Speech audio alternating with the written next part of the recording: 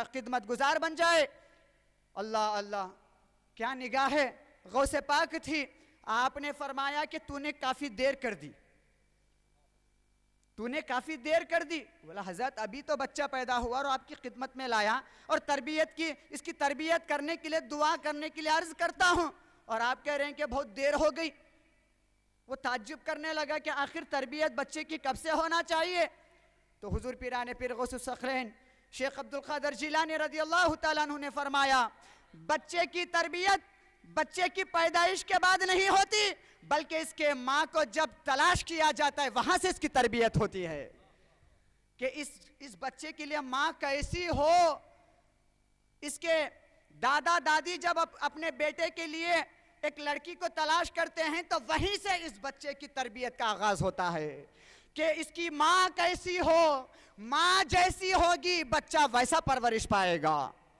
تو بچے کی پرورش کے لیے بچے کی تربیت ماں کے چننے سے آغاز ہوتا ہے، کہ ماں کیسی ہوگی بچہ ویسا ہوگا۔ اسی لیے اہل السنہ والجماعت کہتے ہیں کہ اپنے بچے کو بیوی لانا چاہتے ہیں یا اپنے گھر کو بہو لانا چاہتے ہیں تو دیکھو کہ بہو کس عقیدے سے تعلق رکھنے والی ہے، یہ دیکھو کہ وہ بہو کے اخلاق کیسے ہیں، یہ دیکھو وہ بہو دینی ماحول سے کتنا وابستہ ہے، کیونکہ بہو کا اثر پوترے میں آئے گا۔ بہو نیکوکار تو پوترا بھی نیکوکار بن کر نکلے گا۔ تو معزز سامعین حضرات، اہل السنہ والجماعت کے علماء اسی لیے کہتے ہیں کہ اپنے لیے اہلیہ اگر چننا چاہتے ہیں تو دیندار عورت کو چننے کی کوشش کریں۔ چنانچہ معزز سامعین حضرات، قربان جائیے جتنے اولیاء ہیں ان کے ماؤں کی کردار کے بارے میں کیا بتائیں۔ حضور غوث پاک رضی اللہ تعالیٰ عنہ کی والدہ کے بارے میں کیا بیان کیا جائے، آپ سب جانتے ہیں۔ حضور پیران پیر غوث پاک رضی اللہ تعالیٰ عنہ کے نانا جان فرمایا کرتے تھے، میری بیٹی آنکھوں سے اندھی ہے، زبان سے مکی ہے، ہاتھ سے کمزور ہے، پیر نہیں ہے، زبان نہیں ہے، آنکھ نہیں ہے، کان نہیں ہے، لیکن جب شادی کی پہلی رات آپ اندر چلے جاتے ہیں پیران پیر کے والد ماجد کیا دیکھتے ہیں؟ خوبصورت نورانی چہرہ ہے، حسن جمال نکھر رہا ہے، آنکھوں میں ایک تازگی نظر آتی ہے، کانوں میں زبان ہر چیز سلامت ہے۔ دوڑتے ہوئے باہر آتے ہیں اور اپنے سسر سے پوچھتے ہیں، آپ نے جو کہا اندر وہ میں نہیں پاتا ہوں۔ تو کہنے لگے میری بات حقیقت پر مبنی تھی، میں نے جو کہا اس کی بات کو سماعت فرمائیے۔ میں نے کہا میری بیٹی اندھی ہے تو برائی کو دیکھنے سے میری بیٹی اندھی تھی، صرف مجھے دیکھا کرتی تھی، کسی اجنبی کو نہیں دیکھی تھی، اس لیے میں نے میری بیٹی کو اندھی کہا۔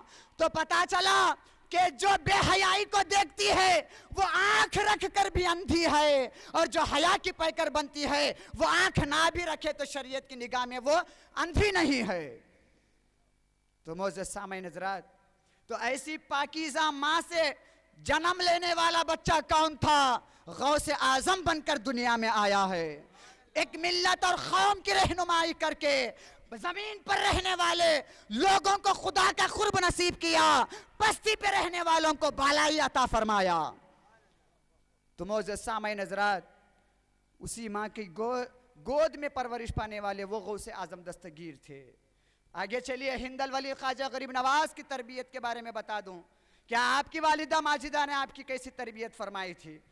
قربان جائیے، آج ہمارے ماؤں میں، ہماری بہنوں میں جتنی دین اسلام سے دوریاں نظر آ رہی ہیں وہ حقیقت میں خود کو ہلاک نہیں کر رہے ہیں بلکہ آنے والی نسل کو ہلاک کر رہی ہیں، کیونکہ آنے والی نسل اس گود سے وابستہ ہے۔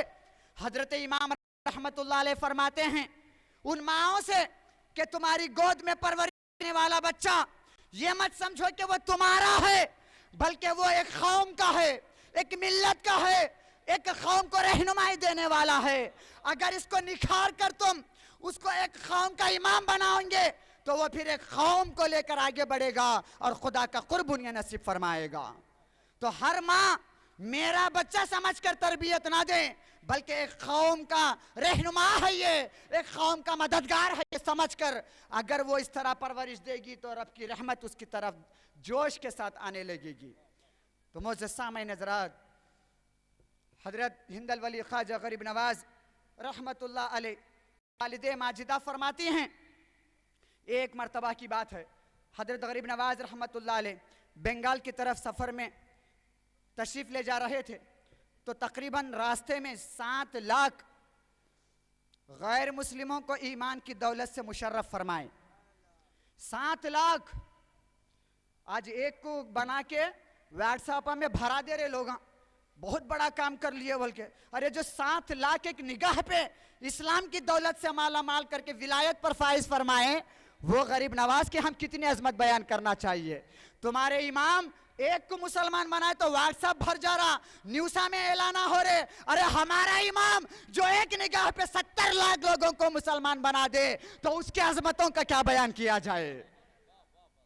تو معزز سامعین حضرات، یہ سنیوں کی عاجزی انکساری ہے کہ کرتے تو صرف خدا کے لیے ہے، دنیا والوں کے لیے نہیں۔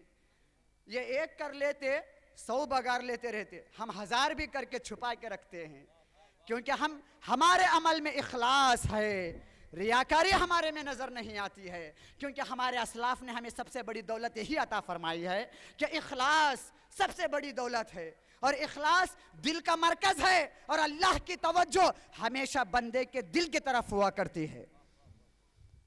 چنانچہ حضرت عبداللہ شاہ صاحب نقشبندی علیہ الرحمت رضوان اپنے اقوال زرین میں یہ فرماتے ہیں کہ اللہ کی رحمت بندے کی طرف روزانہ 360 مرتبہ متوجہ فرماتی ہے، دل کی طرف، بندے مومن کے دل کی طرف۔ پھر کیا وجہ ہے کہ ہمارے دل پر وہ اثر نہیں ہو رہا ہے؟ ایسا ہی ہے، پتھر پر پانی کتنا بھی بہاؤ، وہ پتھر اس پانی کو قبول نہیں کرے گا، بلکہ پانی قبول کرنے کے لیے نرم زمین ہونا پڑتا ہے۔ جب تک ہم اپنے دلوں کو نرم نہ بنائیں گے، اس رحمت کا اثر ہمارے دلوں پہ نہیں ہو سکے گا۔ تو معزز سامعین حضرات، ہند الولی خواجہ غریب نواز رحمت اللہ علیہ کے دست بابرکت پر 7 لاکھ لوگ اسلام قبول فرمائے۔ آپ خوشی اور مسرت کے ساتھ جب سفر سے واپس ہوئے تو والدہ کا اپنے والدہ ماجدہ کے خدم مبارک کو چوم لیے، چوم کر کہنے لگے کہ امی جان آج میں بہت خوش ہوں۔ تو آپ کی والدہ نے پوچھا کہ بیٹا کیا بات ہے، آج بہت زیادہ خوش نظر آ رہے ہو؟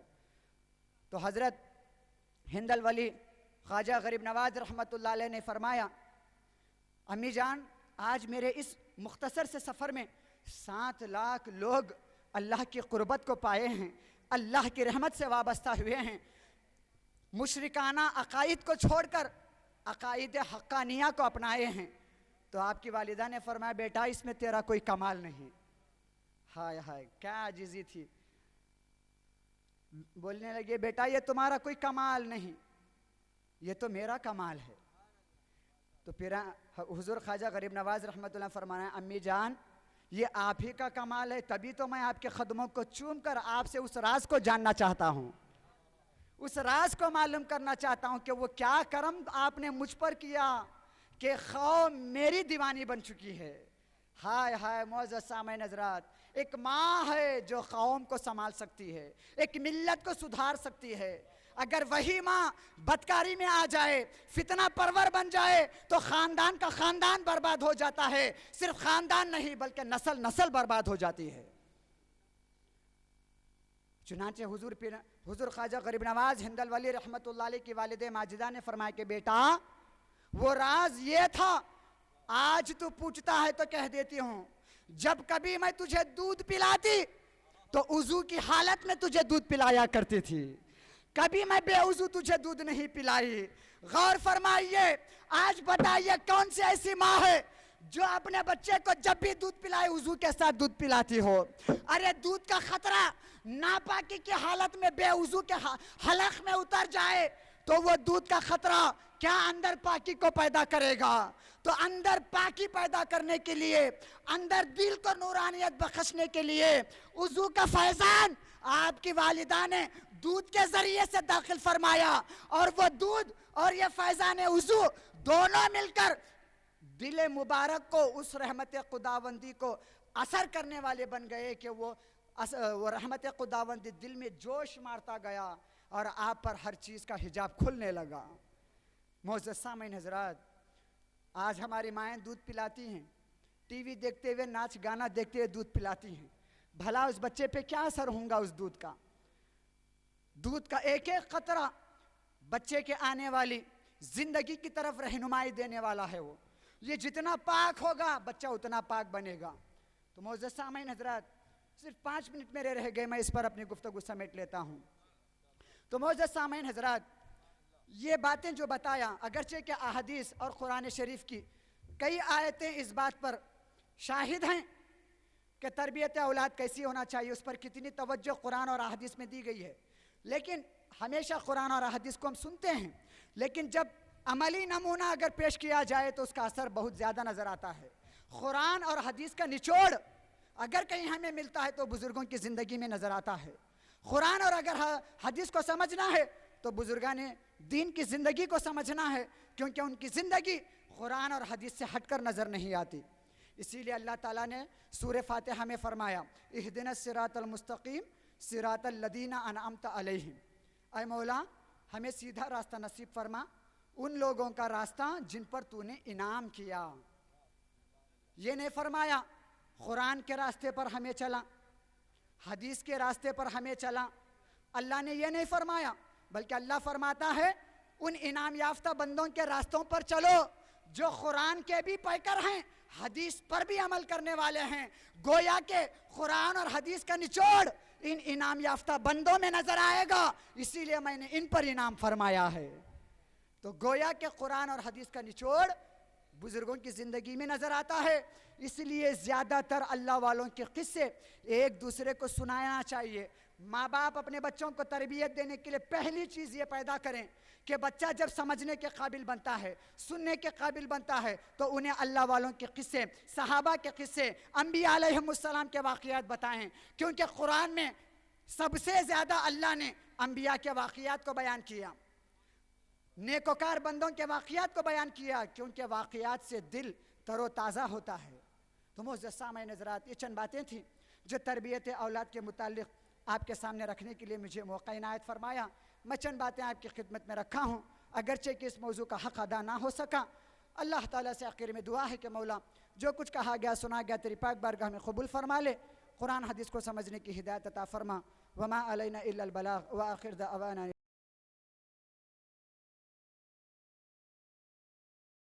لے لینا۔ میری ماں نے مجھے سکھایا ہے صدق دل سے یہ کام لے لینا، خود ہی کٹ جائے گی پریشانی، غوث اعظم کا نام لے لینا۔ اور حضرات، ماں کی تربیت کے حوالے سے بہت پاکیزہ گفتگو آپ سن رہے تھے، اور اس خوبصورت ماحول میں حضرت کا خطاب ہو رہا تھا کہ ڈھل کے مصطفیٰ کے عشق میں صاحب جمال ہو گیا، ڈھل کے مصطفیٰ کے عشق میں صاحب جمال ہو گیا، ایک غلام کالے رنگ کا حضرت بلال ہو گیا۔ ڈھل کے مصطفیٰ کے عشق میں صاحب جمال ہو گیا، ایک غلام کالے رنگ کا حضرت بلال ہو گیا۔ اور حضرت کے قدم کو چومتا ہوا آج کے اس ایک روزہ سنی اجتماع میں آپ کے حوالے ایک شعر پڑھتا ہوں، آپ اس کی حفاظت کر لیجئے گا۔ حضرت کے قدم کو چومتے ہوئے کہ اللہ اللہ یہ کرامتیں اور تلاوتوں کی برکتیں، اللہ اللہ یہ کرامتیں اور تلاوتوں کی برکتیں، اللہ اللہ یہ کرامتیں اور تلاوتوں کی برکتیں، ایک بچہ ماں کی پیٹ میں حافظ قرآن ہو گیا، ایک بچہ ماں کی پیٹ میں حافظ قرآن ہو گیا، اللہ اللہ یہ کرامتیں اور تلاوتوں کی برکتیں، ایک بچہ ماں کی پیٹ میں حافظ قرآن ہو گیا۔ حضرات، وقت بہت کم ہے، سارے علماء سے ملاقات کرنی ہے۔ اب آئیے جماعت سلنت کے ایک جماعت سال خطیب ممتاز عالم دین، جن کا تعلق شہر آدونی سے ہے، میں بڑے ادب و احترام کے ساتھ حضرت علامہ مولانا شکیل فیاض خان صاحب سے گزارش کروں گا کہ وہ تشریف لائیں اور اپنی تقریر پرتنویر سے ہم تمام سامعین کو سرفراز و مالا مال فرمائیں۔ آپ کے روبرو حضرت علامہ مولانا شکیل فیاض خان صاحب، شہر آدونی، مائک پر۔ السلام علیکم ورحمۃ اللہ تعالی وبرکاتہ. الحمدللہ الحمدللہ الذی شرف علی کل صورت صورت الانسان وزینہ بخلعۃ الاسلام واذاقہ حلاوۃ الایمان. احمدہ علی اولنا من جزیل نعمه وعلیہ نتوکل ونستعین ونشهد ان لا الہ الا اللہ وحدہ لا شریک لہ ونشهد ان سیدنا مولانا محمدا عبدہ ورسولہ والصلاة والسلام على سید البشر وشفیع المشفع فی المحشر الذي من هو حبل الله المتين والعروة الوثقى باليقين ووصفته في كتاب المبين وما أرسلناك إلا رحمة للعالمين وعلى آله وأصحابه وأزواجه الطيبين الطاهرين وعلى الأئمة المجتهدين وأولياء ملته وعلماء ملته أجمعين وجميع المتمسكين بسنته. اللهم انفعنا بمحبته ومحبتهم أجمعين. أما بعد فأعوذ بالله من الشيطان الرجيم. بسم الله الرحمن الرحيم. من جاء بالحسنة فله خير منها. صدق الله العظيم وصدق رسوله النبي الأمين المتين الكريم. قال الله تبارك وتعالى في شأن حبيبه إن الله وملائكته يصلون على النبي يا أيها الذين آمنوا صلوا عليه وسلموا تسليما. اللهم صل صلاة كاملة وسلم سلاما تاما على سيدنا محمد الذي تنحل به العقد وتنفرج به الكرب وتغضى به الحوائج وتنال به الرغائب وحسن الخواتم ويستسقى الغمام بوجهه الكريم وعلى آله وأصحابه في كل لمحة ونفس وبكل عدد معلوم لك. قابل احترام سادات اعظام علماء کرام، میں اپنے آپ کو خوش نصیب سمجھتا ہوں کہ مجھے کچھ کہنے کے لیے حکم دیا گیا ہے. اللہ تعالی ہمارے کہنے کو اور سننے کو قبول فرمائے. آپ حضرات سن رہے ہیں یا آپ حضرات جو ہے نہیں سونا؟ تو یہ اٹھ تو گئے ہیں مگر میں سمجھتا ہوں کہ ابھی مکمل طور پر یا تو آپ بیدار نہیں ہوئے ہیں یا پھر آپ جو ہے ابھی سوچ رہے ہیں کہ اور کون آئے گا اور کون آئے گا. آپ اطمینان رکھ کے سب آئیں گے. چلیے ایک بار باواز بلند درود شریف پڑھ لیجئے. اللہم صلی علی سیدنا مولانا محمد وعلی آل سیدنا مولانا محمد وبارک وسلم صلاۃ و سلاما علیک یا رسول اللہ صلی اللہ تعالی علیہ وسلم. اور ایک بار باواز بلند درود شریف پڑھ لیجئے. آپ کو پڑھنا ہے، پڑھیے. اللہم صلی علی سیدنا مولانا محمد وعلی آل سیدنا مولانا محمد وبارک وسلم صلاۃ و سلاما علیک یا رسول اللہ صلی اللہ تعالی علیہ وسلم. ایک مرتبہ ہاتھ اٹھا کے بولیے یا رسول اللہ، یا رسول اللہ، یا حبیب اللہ، یا حبیب اللہ صلی اللہ علیہ وسلم. سبحان اللہ. اب مجھے یقین ہو گیا کہ آپ لوگ جو ہے جگ رہے ہیں اور ذہنی طور پر تیار ہیں. ابھی آپ ہمارے عزیز القدر حضرت مولانا خیر اللہ بیگ سے ایک ولولہ انگیز خطاب سماعت فرما رہے تھے. حضرت نے جن باتوں کی طرف توجہ دلائی اگرچہ وہ ہمارے ذہن و دل میں بیٹھ جائے تو میں یہ یقین آپ کو دلاتا ہوں کہ قوم مسلم تنزلی نہیں بلکہ ترقی ہی ترقی کرتے جائے گی. اللہ تعالیٰ وہ دن پھر لائے ہیں۔ مجھے جو عنوان دیا گیا ہے، جو موضوع مجھے دیا گیا ہے، وہ ہے نیکیوں کی ترغیب، اعمال صالحہ کی ترغیب۔ اس مناسبت سے میں نے آیت طیبہ پڑھنے کا شرف حاصل کیا، من جاء بالحسنۃ فلہ خیر منہا، جس کا آسان سا ترجمہ یہ ہے کہ جو اللہ کی بارگاہ میں حسنہ لائے گا اس کو اس سے بہتر بدلہ دیا جائے گا۔ اب یہ حسنہ کیا ہے، حسنہ کسے کہتے ہیں، اور اس سے بہتر بدلہ دیا جائے گا، یہ کیا ہے؟ میں آپ کو اس سے پہلے بتاتے چلوں کہ حضرت فخر الدین امام رازی علیہ رحمت و رضوان نے یہ کہا کہ میں اعوذ باللہ سے 12,000 مسائل کو نکال سکتا ہوں۔ کتنے؟ 12,000 مسائل کو میں صرف اعوذ باللہ من الشیطان الرجیم سے نکال سکتا ہوں۔ پڑھیے ایک مرتبہ، اعوذ باللہ من الشیطان الرجیم، پڑھیے اعوذ باللہ من الشیطان الرجیم، اعوذ باللہ من الشیطان الرجیم۔ حضرت امام فخر الدین رازی فرماتے ہیں کہ میں اعوذ باللہ سے 12,000 مسائل نکال سکتا ہوں۔ لوگوں کو تعجب ہوا کہ 12,000 مسائل کیسے نکال سکتے ہیں؟ تو امام رازی نے ایک جواب دیا کہ 12 لاکھ نکال سکتا ہوں، 12 لاکھ نکال سکتا ہوں۔ فرماتے ہیں کہ اعوذ باللہ من الشیطان الرجیم، اس کے اندر شیطان سے پناہ طلب کی گئی ہے، شیطان سے پناہ مانگی گئی ہے، اور شیطان سے پناہ تمام کفریات، تمام ارتداد، یہ اس کی بنیاد یہی شیطان ہے۔ تو جب شیطان سے پناہ مانگی گئی تو کفر سے بھی پناہ مانگی گئی، شرک سے بھی پناہ مانگی گئی، نفاق سے بھی پناہ مانگی گئی۔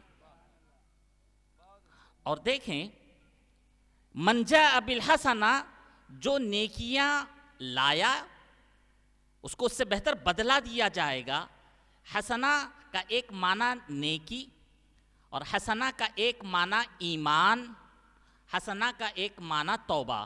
مفسرین اکرام فرماتے ہیں کہ اگرچہ حسنہ سے مراد یہاں پر ایمان کو لے لیا جائے تو من ہاں میں جو یہ من ہے، من سببیہ ہے، مطلب یہ ہوگا کہ جو ایمان لایا، جو ایمان کے ساتھ آیا، وہ ایمان کی وجہ سے خیر عطا کی جائے گی، ایمان کی وجہ سے اسے بدلہ دیا جائے گا، اگرچہ یہاں پر حسنہ سے مراد ایمان لیا جائے۔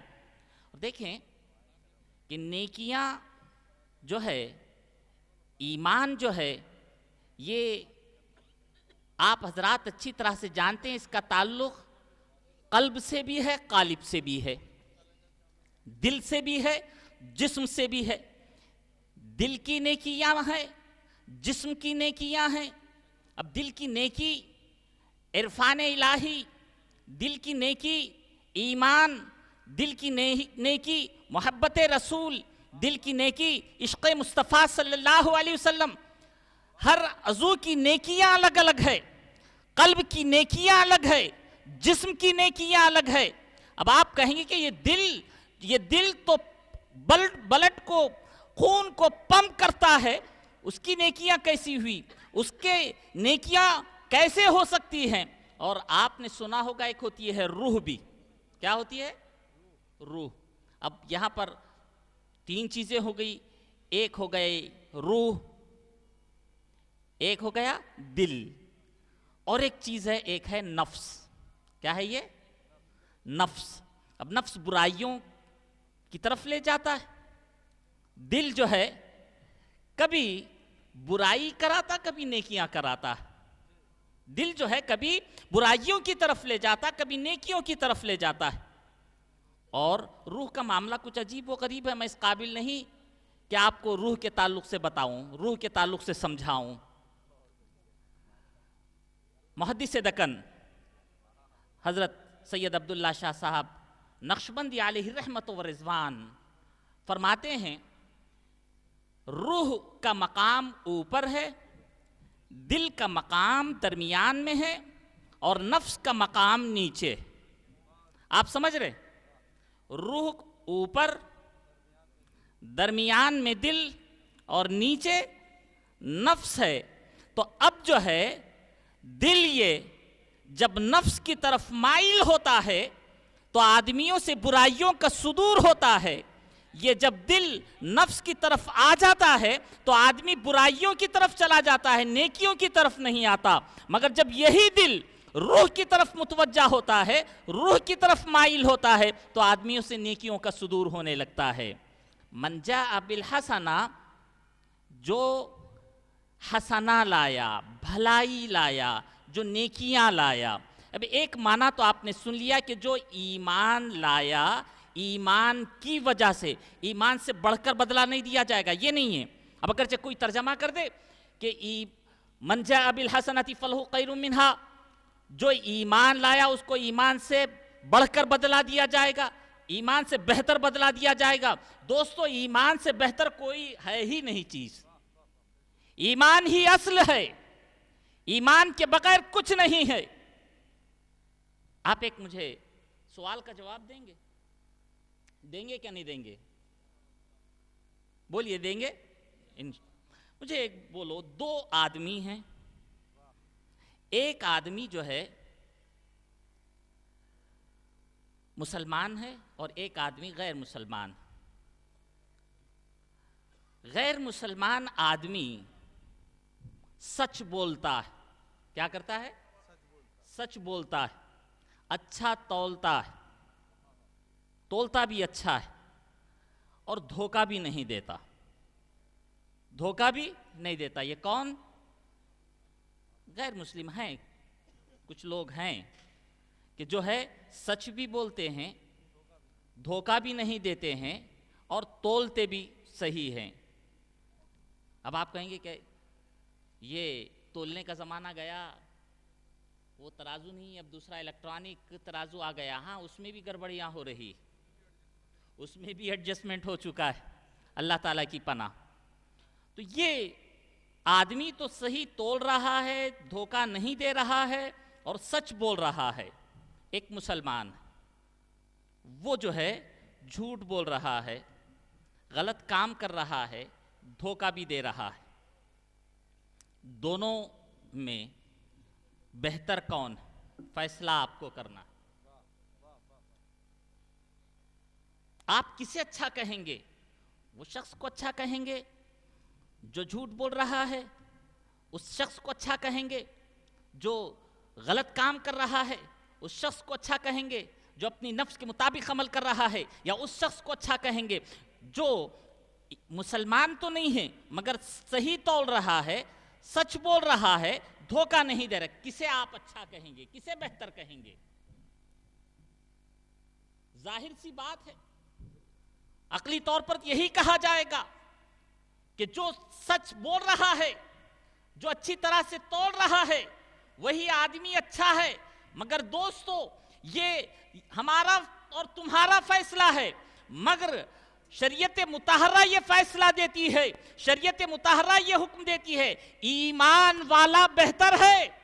अब इसका मतलब कहीं उल्टा ना ले लेना कि अब मुसलमान है तो वो झूठ भी बोले, मुसलमान है तो वो धोखा भी दे दे, मुसलमान है तो अब वो गलत काम भी करे। नहीं, इसका मतलब ये नहीं है, बल्कि मुसलमानों का तो ये वक्त मुस्लिम पर तरह तरह के हमले किए जा रहे हैं। अल्लाह ताला हमारी और आपकी आलम इस्लाम के मुसलमानों की हिफाजत फरमाए।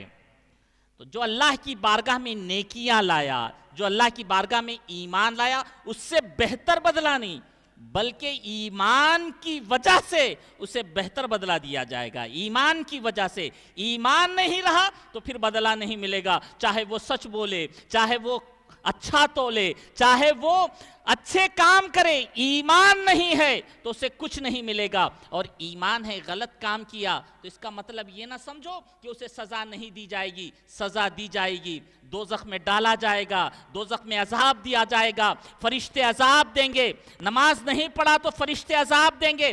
آج ہم یہ سمجھ رہے ہیں کہ جمعہ کی نماز ہی ہم پر فرض ہے، آج ہماری مسجدیں جمعہ کے اندر پوری بھری ہوئی نظر آتی ہیں، تو کیا اس کا مطلب فجر کی نماز فرض نہیں، ظہر کی نماز فرض نہیں، عصر کی نماز فرض نہیں، مغرب کی نماز فرض نہیں، عشاء کی نماز فرض نہیں؟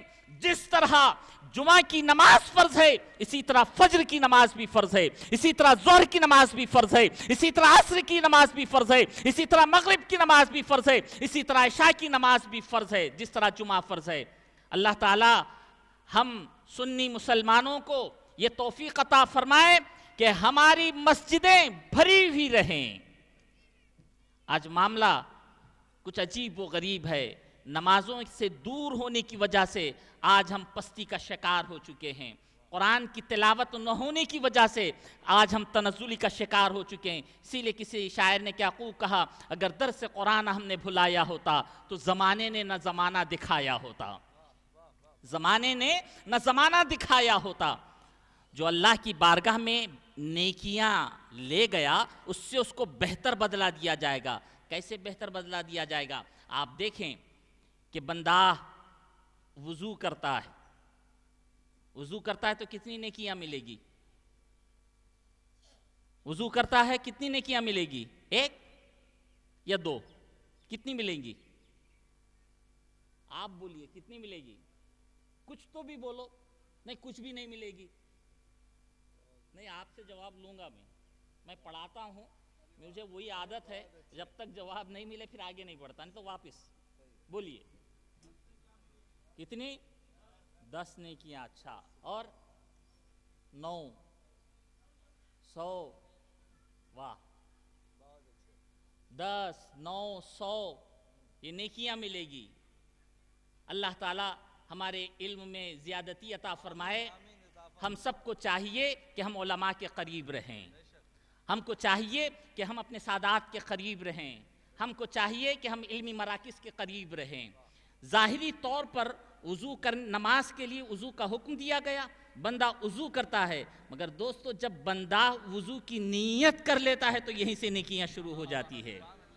بندے نے وضو کی نیت کی، اب نیکیاں شروع ہو گئی، اب ہاتھ دھویا نیکی مل رہی ہے، اب اس کے بعد منہ کو دھو رہا ہے نیکی مل رہی ہے، اب اس کے بعد چہرہ دھو رہا ہے نیکی مل رہی ہے، ہاتھ دھو رہا ہے نیکیاں مل رہی ہے، وضو ختم کیا نیکیاں مل رہی ہے، وضو ختم کرنے کے بعد اب کلمہ پڑھا اشہدو ان لا الہ الا اللہ واشہدو ان محمدًا عبدہ ورسولہ، نیکیاں مل رہی ہے۔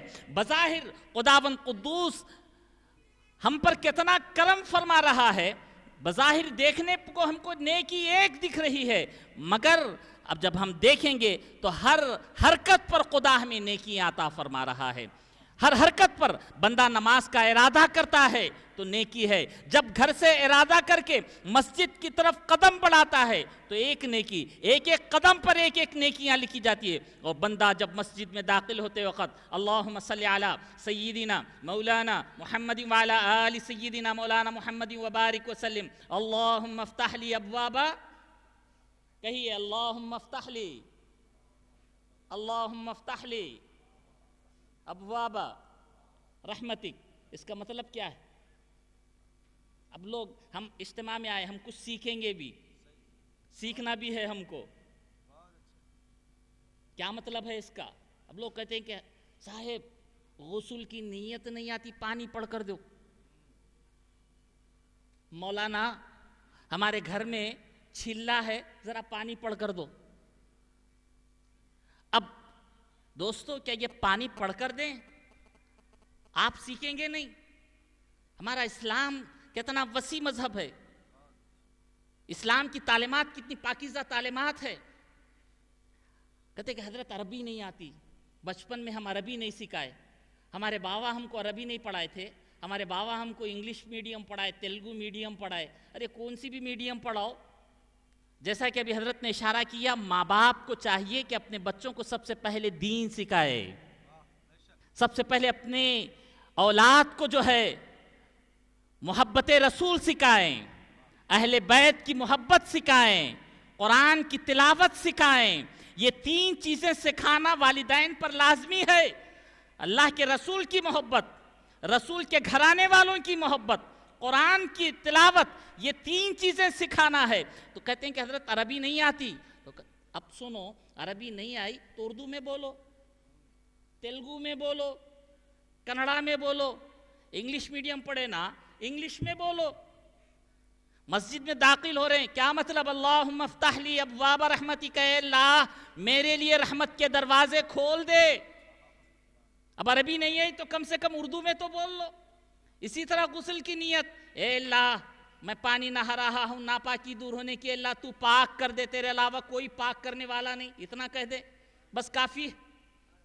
اب اگرچہ کوئی پانی نہاتے وقت، غسل کرتے وقت یہ کہے کہ اے اللہ تو مجھے پاک کر دے، اب ساری چیزیں نہیں، اے اللہ تو مجھے پاک کر دے، اتنا کہہ کر اگرچہ وہ پانی نہانا شروع کرے تو نیکیاں شروع ہو گئی. اب غسل بھی ہو رہا ہے، اس کے بعد جو ہے وضو کرے گا تو تب بھی نیکیاں ملے گی. اب نماز کے لیے جائے گا تب بھی نیکیاں ملے گی. اور نیکیاں جو یہ نیکی کر رہا ہے اس سے بہتر بدلہ اللہ تعالیٰ دے رہا ہے. ہمارا اور تمہارا معاملہ کچھ عجیب و غریب ہے. ہمارا اور تمہارا معاملہ یہ ہے کہ جب کوئی کام کسی سے ہم لیتے ہیں تو اسے ایک کانٹریکٹ کر لیتے ہیں، اسے ہم کچھ پیسے جو کانٹریکٹ ہوا ہے اس کے مطابق عطا کرتے ہیں. مگر خداوند قدوس کا معاملہ ایسا نہیں ہے. بندہ جب نیت کرتا ہے تو اللہ تعالیٰ تبھی سے اس کی نیکیوں میں اضافہ کرنا شروع کر دیتا ہے. اللہ تعالیٰ ہماری نیکیوں میں اضافہ فرمائے. حضرت امام محاسبی فرماتے ہیں، مثل القلب مثل البیت لہو ستۃ ابواب. مثل القلب مثل البیت، دل کا مثال ایسی ہے، دل کی مثال ایسی ہے جیسے گھر کی. جیسے بولیے، جیسے آپ بولیے، جیسے گھر کی. دل کی مثال ایسی ہے جیسے گھر کی. لہو ستۃ ابواب، اس کے ساتھ اس کے 6 دروازے. کتنے دروازے ہیں؟ ستۃ ابواب، 6 دروازے. کہا 6 دروازے کون سے اب دل کے؟ السمع والبصر، کان اور آنکھ. کتنے دروازے ہوئے؟ کتنے دروازے؟ 2. اس کے بعد جو ہے سونگنا. کتنے ہوئے؟ 3. اس کے بعد جو ہے زبان. کتنے ہوئے؟ 4. 2 ہاتھ. کتنے ہوئے؟ 5. پیر. کتنے ہوئے؟ 6. تو یہ 6 دروازے ہیں دل کے. کتنے دروازے؟ یہ میرا قول نہیں، ہمارے ایک کامل ولی کا قول ہے کہ دل کے 6 دروازے: آنکھ، کان، زبان، ناک اور 2 ہاتھ اور 2 پیر. اب یہ آنکھ کا دروازہ کیسا ہے؟ فرماتے ہیں یہ آنکھ ایک ایسا دروازہ ہے کہ یہ دروازہ اگرچہ تم کھلا رکھیں گے تو چور داخل ہو جائے گا. کان کا دروازہ کھلا رکھیں گے تو چور داخل ہو جائے گا. اسی طرح یہ ناک کا دروازہ کھلا رکھیں گے تو ظاہر سی بات ہے چوری ہو جائے گا مال. اسی طرح ان ہاتھوں کے ذریعے بھی داخل ہوا جا سکتا ہے، پیروں کے ذریعے بھی داخل ہوا جا سکتا ہے. اس لیے پہرا دو، اس پر پہرا دو. کیا کرے؟ اچھا آپ کے گھر میں 6 دروازے ہیں تو آپ کیا کرتے ہیں؟ 6 دروازوں کو کھلا رکھتے ہیں رات میں یا بند کر دیتے ہیں؟ ایسا دکھ رہا مجھے آپ کھلا رکھتے. آپ کے کان کھلے ہوئے ہیں، ذرا منہ بھی کھولو بھائی. بند کرتے. اب دروازے 6 دروازوں میں سے کیا 6 کے 6 بند کرتے ہیں یا ایسا کرتے ہیں 4 دروازے بند کر کے 2 کھلے رکھتے؟ کیا کرتے ہیں؟ 6 کے 6 بند کرتے ہیں. پوچھا جائے گا کہ کیوں 6 کے 6 بند کرتے ہو؟ بجائے 1 کھلا رکھ لو تو جواب دیا جائے گا کہ حضرت جب 1 بھی کھلا رہا سب گھر کا مال باہر چلا جائے گا. حضرت امام محاسبی فرماتے ہیں کہ 6 دروازوں پر پہرا دو. آنکھ کی بھی حفاظت کرو، آنکھ کی بھی حفاظت کرو، کان کی بھی حفاظت کرو، زبان کی بھی حفاظت کرو، اپنے ہاتھوں کی بھی حفاظت کرو، قدموں کی بھی حفاظت کرو۔ یہ تو بات سمجھ میں آ رہی، ناک کی بھی حفاظت کرو۔ اے اللہ، آنکھ کی حفاظت کریں، بات سمجھ میں آ گئی کہ اے لوگوں، شریعت مطہرہ کا حکم ہے کہ تم غیر عورت کی طرف نگاہ نہ اٹھاؤ، غیر محرم کی طرف نگاہ نہ اٹھاؤ، یہ حکم ہے۔ بات سمجھ میں آ گئی، آنکھوں کی حفاظت کریں۔ مگر آج کے جدید دور میں ہم غور کرتے ہیں تو ہمیں پتہ چلتا ہے کہ آج ہمارے نوجوان بچے جو ہے ان کا مشغلہ ہی کچھ ایسا بن گیا ہے کہ رات اور دن جو ہے وہ چھوٹا سا، کیا کہتے ہیں اس کو، کیا کہتے ہیں، سیل فون، اس کے اندر پھر ایک ہے نیٹ۔ اب نیٹ کی بات آ گئی، وہ نیٹ ہے کیا وہ جنات ہے سمجھ میں نہیں آتا۔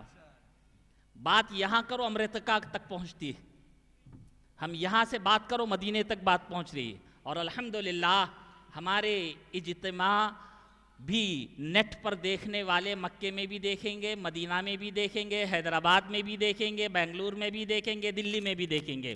نیٹ پر آ چکا ہے www.ccl.com، www.ccl.com۔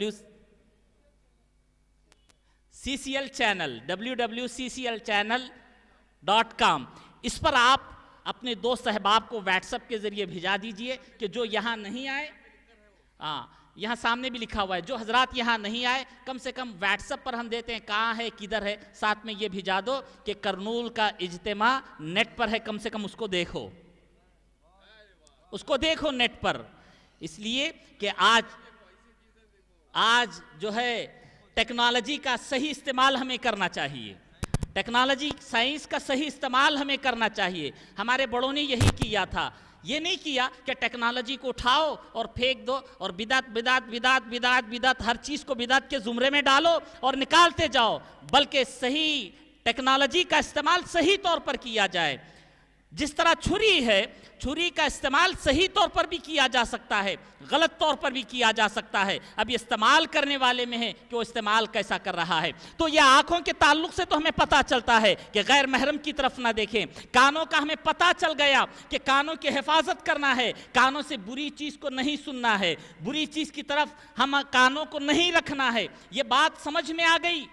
اور یہ ہاتھ، یہ قدم، اس کا معاملہ کیا ہے؟ اس کا معاملہ بھی سمجھ میں آ جاتا ہے کہ ان ہاتھوں سے جن جن چیزوں کو حرام قرار دیا گیا ہے ادھر جا کر یا اپنے ہاتھ سے مت چھوؤ، جو چیزیں نہیں ہاتھ لگانے کی اسے ہاتھ نہ لگائیں، جس مقام پر چل کر جانا حرام ہے اس جگہ نہ جائیں۔ آپ کہتے ہیں، کچھ لوگ کہتے ہیں کہ نہیں ادھر بھی جو ہے لا الہ الا اللہ محمد رسول اللہ کی بات ہوتی ہے، ادھر بھی قرآن کی بات ہوتی ہے، ادھر بھی کلمے کی بات ہوتی ہے، ادھر بھی نماز و روزے کی بات ہوتی ہے، ادھر نیکیوں کی دعوت کی بات ہوتی ہے۔ یقیناً میں آپ کو لے چلوں، حضرت ابن سیرین رحمت اللہ تعالیٰ علیہ کے پاس ایک جماعت آئی، کہا کہ حضرت ہم قرآن سنانا چاہتے ہیں۔ حضرت نے کہا کہ میں نہیں سننا چاہتا۔ انہوں نے کہا حضرت ہم قرآن اللہ کے کلام کو سنانا چاہتے ہیں۔ کہا کہ میں نہیں سننا چاہتا۔ بار بار مطالبہ کرنے لگے، حضرت نے کہا میں نہیں سننا چاہتا۔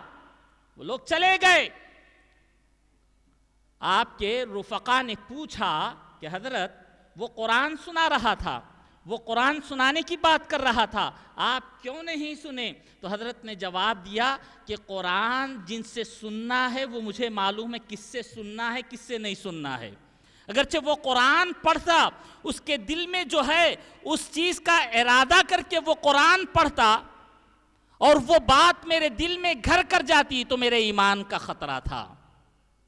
ابن سیرین جیسے معبر، ابن سیرین جیسے اللہ کے ولی، وہ بھی سمجھ آ رہے ہیں، وہ بتلا رہے ہیں کہ کس سے ہمیں لینا ہے، کس سے ہمیں سننا ہے۔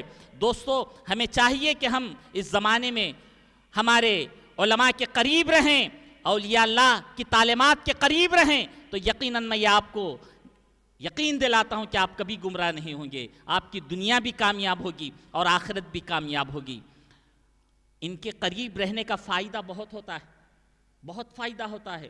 حضرت خواجہ بندہ نواز گیسو دراز بلند پرواز شہباز سید محمد حسینی علیہ رحمت و رضوان اپنی کتاب کے اندر ایک واقعہ نقل فرماتے ہیں کہ ایک شخص جو ہے ہمیشہ مدرسے کے دروازے میں بیٹھا کرتا تھا۔ وہ پیشے سے ٹیلر تھا، درزی تھا، مدرسے کے دروازے میں بیٹھا کرتا تھا۔ استاد درس دیتے تھے، شاگردوں کو پڑھاتے تھے، قال اللہ تعالی قال رسول اللہ صلی اللہ علیہ وسلم پڑھاتے تھے، سمجھاتے تھے، دین سکھاتے تھے۔ یہ دروازے میں ٹیلر بیٹھے بیٹھے سنتا تھا۔ ایک دن استاد نے کچھ کہا بچوں کو سمجھانے کے لیے، تو یہ دروازے میں سے بولا کہ حضرت ویسا نہیں ہے ایسا ہے۔ کیا بولا؟ ویسا نہیں ایسا ہے۔ اگرچہ میرے جیسے آدمی کو اگرچہ کوئی بولیں گا پڑھاتے وقت ویسا نہیں ایسا ہے، کیا ہوگا؟ تجھے معلوم کیا مجھے معلوم، میرے کو سکھانے آیا، میرے کو بولنے آیا، یہ ساری چیزیں ہو جائیں گی۔ مگر ہمارے صحابہ کا کردار کچھ اور تھا۔ حضرت سیدنا عمر فاروق رضی اللہ تعالیٰ عنہ، رات کا وقت ہے، آج کے جیسا زمانہ نہیں تھا، لائٹ نہیں تھی، اندھیرا تھا۔ حضرت سیدنا عمر فاروق رضی اللہ عنہ مسجد سے نکل رہے ہیں تو راستے میں ایک شخص بیٹھا ہوا تھا۔ آپ کا قدم ناز لگ جاتا ہے، جیسی قدم ناز لگا تو کہتا اندھا ہے دیکھتا نہیں۔ حضرت عمر فاروق رضی اللہ عنہ امیر المومنین ہے، رک گئے، فوراً بیٹھ گئے، کہنے لگے کہ بھائی مجھے معاف کر دو، غلطی ہو گئی مجھ سے، وقت کا امیر المومنین ہے، کہ بھائی مجھے معاف کر دو۔ یہ وصف ہمارے اسلاف کا تھا۔ آج ہم محاسبہ کریں، آج ہم غور کریں کہ ہماری نیکیاں کتنی ہو رہی ہیں اور کتنی برائیاں ہو رہی ہیں۔ کیا ہم نے کبھی کسی اپنے مسلمان بھائی سے غلطی پر معافی طلب کیا؟ اپنے مسلمان بھائی سے معافی طلب کرنا یہ بھی نیکی ہے، اپنی ماں سے معافی طلب کرنا یہ بھی نیکی ہے، اپنے باپ سے معافی طلب کرنا یہ بھی نیکی ہے، اپنے چھوٹوں کو سکھانا کہ بیٹا جب غلطی ہو جائے تو معافی طلب کیا کرو۔ یہ اجلاس سے یہی فائدہ ہوتا ہے۔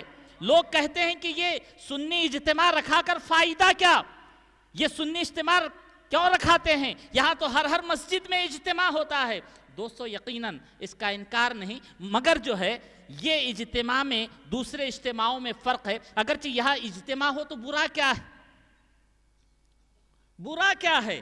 اور دیکھیں لوگ سوچنے لگے ہوں گے کہ ہمارے گلے گلزارے قادریت حضرت الحاج سید شفیع پاشا صاحب نے جو یہ انتظام کیا، سوچنے والے سوچ رہے ہوں گے کہ ہو سکتا ہے اس بار صاحب اتنا بڑا شامیانہ نہیں لگائیں گے جتنا بڑا پچھلے سال لگائے تھے۔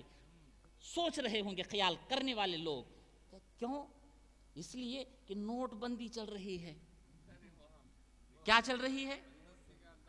نوٹ بندی۔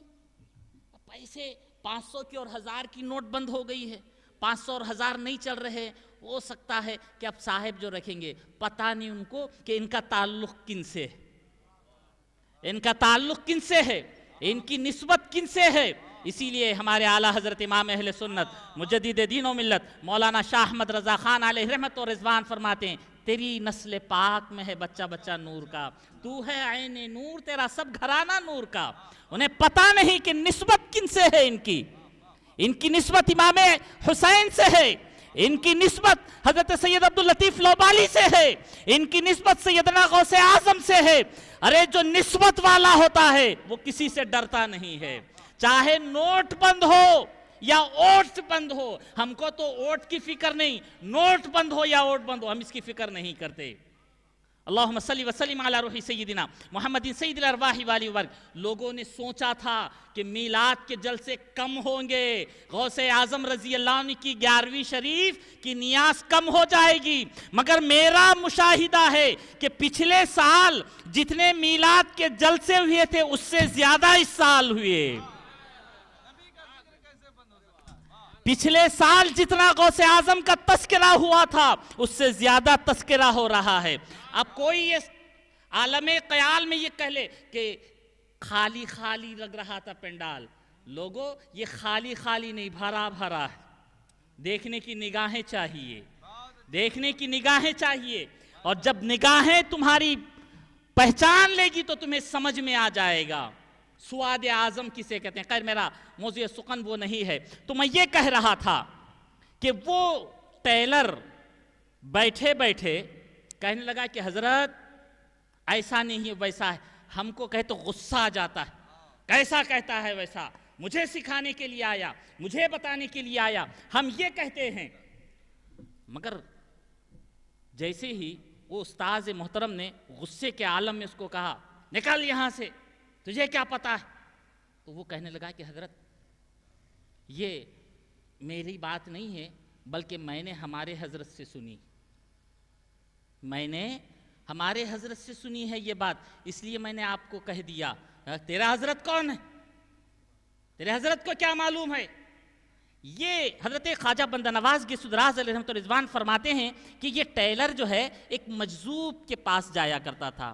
ایک مجذوب بزرگ تھے, ان کی بارگاہ میں ہمیشہ حاضری دیا کرتا تھا. ان کا عجیب حال تھا کہ وہ جو ہے اتنا سا کپڑا پہنے ہوئے مست قلندران انداز میں رہا کرتے تھے. یہ ان کے پاس جاتا تھا, بیٹھتا تھا, سیکھتا تھا, لوگ دیوانہ کہتے تھے. مگر اللہ کی تجلی کی وجہ سے اس پر جذب کی کیفیت آ گئی تھی, وہ مجذوب تھا. اب یہ جاتا ہے حضرت مجذوب کے پاس جاتا ہے. حضرت خواجہ بندہ نواز لکھتے ہیں کہ جا کر کہنے لگتا ہے حضرت آج بہت ہی معاملہ ایک عجیب و غریب ہو گیا. کیا ہوا؟ وہ کہتا ہے کہ حضرت معاملہ یہ ہے کہ میں روزانہ مدرسے کے دروازے میں بیٹھا کرتا تھا اور وہاں پر جو استاد پڑھاتے تھے وہ اس طرح کہے تو میں نے کہا کہ ہمارے حضرت نے ایسا بولا ہے. تو وہ کہنے لگا اے تیرا حضرت کون ہے, تو کون ہے, مجھ سے زیادہ معلوم ہے. تو یہ مجذوب نے جیسے ہی سنا اب فوراً کہنے لگے اچھا اب ہم اس حضرت کی کتاب کو بند کرتے.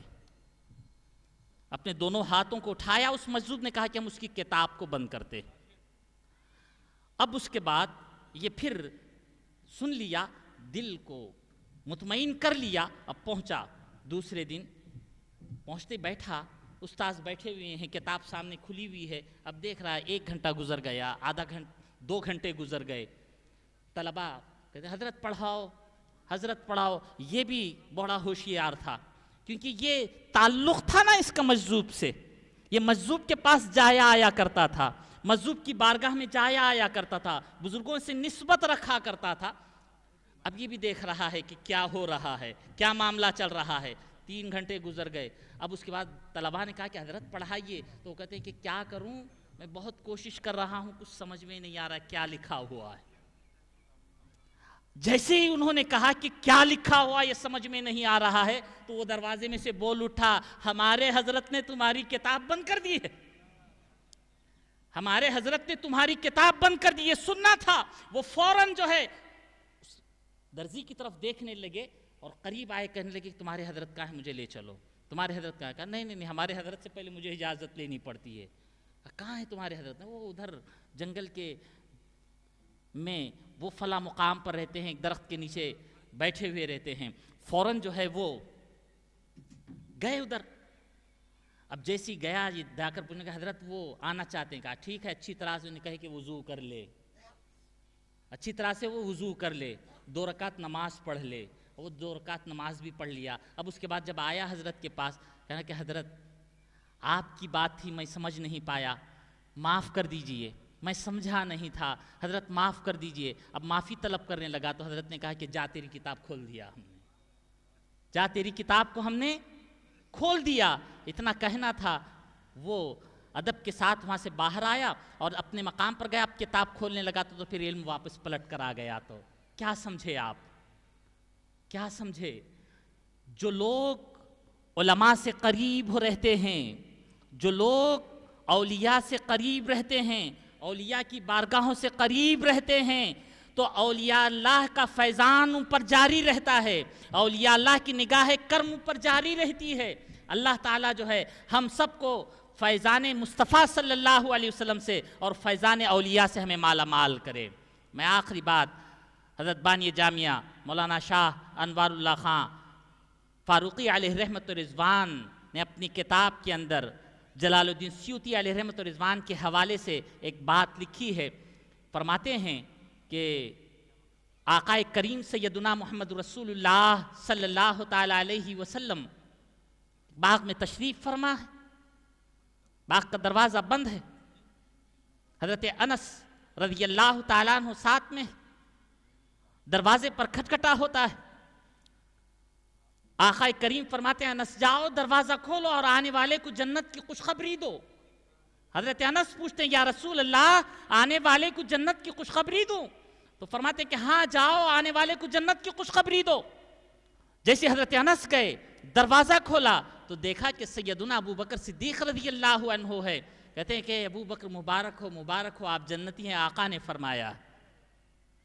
اس کے بعد دروازہ بند ہوا، آئے بیٹھے، کچھ دیر بعد پھر کھٹکھٹا ہوا، جیسی کھٹکھٹا ہوا تو آقا کریم سیدنا محمد رسول اللہ صلی اللہ علیہ وسلم ارشاد فرماتے ہیں انس جاؤ دروازہ کھولو آنے والے کو جنت کی خوشخبری دو، جنت کی خوشخبری دو۔ تو یا رسول اللہ جنت کی خوشخبری دو، یہاں پر غور کریں آپ، آقا فرما رہے ہیں تو حضرت انس پھر پوچھ رہے ہیں یا رسول اللہ جنت کی خوشخبری دوں؟ فرماتے کہ ہاں جاؤ جنت کی خوشخبری دو اور دروازہ کھولو۔ جیسی گئے دروازہ کھولا تو کیا دیکھتے ہیں کہ حضرت سیدنا عمر فاروق رضی اللہ تعالیٰ نے کہا کہ عمر مبارک ہو تم جنتی ہو۔ اس کے بعد جو ہے پھر دروازہ بند ہوا، حضرت انس آئے بیٹھے، کچھ دیر بعد پھر کھٹکھٹا ہوا دروازے پر، تو اب اس کے بعد آقا کریم سیدنا محمد رسول اللہ صلی اللہ علیہ وسلم نے ارشاد فرمایا کہ اے انس جاؤ دروازہ کھولو آنے والے کو جنت کی خوشخبری دو۔ اب ذرا آپ اپنے دماغ کو ہوشیار رکھیں، اب یہاں سے بہت ہی اہم بات بولنے جا رہا ہوں۔ حضرت سیدنا عثمان غنی رضی اللہ تعالیٰ عنہ دروازے پر ہیں، انس گئے دروازہ کھولے، کہا اے عثمان مبارک ہو تم جنتی ہو۔ جیسے ہی حضرت عثمان غنی رضی اللہ عنہ نے سنا آنکھوں سے آنسو جاری، بڑے ادب کے ساتھ آئے، آ کر جیسے ابھی بیٹھے تھے کہا یا رسول اللہ صلی اللہ علیہ وسلم جب میں نے اپنے ہاتھ کو آپ کے دست مبارک میں دیا تھا تب سے میں نے اس ہاتھ کو اپنی شرمگاہ کو نہیں لگایا ہے۔ یہ سیدنا عثمان غنی رضی اللہ عنہ کہہ رہے ہیں، حضرت جلال الدین سیوطی علیہ رحمت و رضوان نے لکھا ہے اور ہمارے بانی جامعہ عارف باللہ نے اس کو نقل کیا ہے اپنی کتاب کے اندر، فرماتے ہیں کہ یا رسول اللہ جس دن میں نے آپ کے دست اقدس میں، وہ دست اقدس جس کے اشارے سے چاند دو ٹکڑے ہوا، وہ دست اقدس جن کے اشارے سے سورج پلٹ آیا، دیکھیں یا رسول اللہ میں نے جب آپ کے دست مبارک میں اپنے ہاتھ دیا تھا اس ہاتھ کو میں نے اپنی شرمگاہ کو نہیں لگایا۔ اب یہ ان علماء سے پوچھیں آپ کہ بیعت کرنے کے بعد کیا اس ہاتھ کو شرمگاہ کو نہیں لگایا جا سکتا؟ تو یہ ہمارے علماء ہماری رہنمائی کریں گے، یہ جواب دیں گے کہ نہیں ایک عضو ہے، وہ اگرچہ ہاتھ لگ جائے تو ہاتھ دھو لیا جائے بس کافی ہے۔